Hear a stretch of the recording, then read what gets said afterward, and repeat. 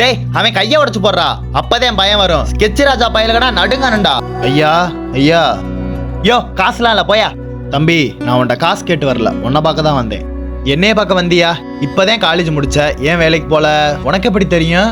முதல்ல பதில் சொல்லு. வேலைக்கு போறதெல்லாம் நமக்கு இன்ட்ரெஸ்ட் இல்ல. எங்க அண்ணன் ராஜா ஸ்கெட்ச் ராஜா மாதிரி பெரிய ரவுடி ஆகணும். உங்க அப்பா பேரு கணேஷ், உங்க அம்மா பேரு பார்வதி. கூலி வேலை பார்த்து உன்னைய படிக்க வச்சா நீ ரவுடித்தனம் பண்ணிட்டு தெரியுற. எப்படி தெரியும்னு பாக்குறியா? நான் தாண்டா நீ, உன் ஃபியூச்சர்ல இருந்து வந்திருக்கேன்டா. என்னையா சொல்ற? எங்கேயா ஒரு கைய காணோம்? மதுரையில ஒருத்தனை வெட்டினில, அவன் உன் கைய வெட்டிவிட்டேன். அது மட்டும் இல்லாம உங்க அண்ணன் ராஜாவையும் போலீஸ் என்கவுண்டர்ல போட்டாங்க. அது மட்டும் இல்லாம சரக்கு ஓவர் அடிச்சதுனால கிட்னி லிவர்னு எல்லாமே போச்சு. இப்ப 10 பைசா கூட வழி இல்லாம பிச்சை எடுத்துக்கிட்டு இருக்க. இப்போ சொல்லு, யார் மாதிரி ஆகணும்? அப்துல் கலாம் மாதிரி. டேய் அவர் மாதிரி ஆகலனாலும் பரவாயில்ல, இந்த மாதிரி ஆயிராதரா. அப்போ என் கல்யாணம் நான் ஏதாச்சும் அசிங்கமா கேட்டுருவேன் தம்பி.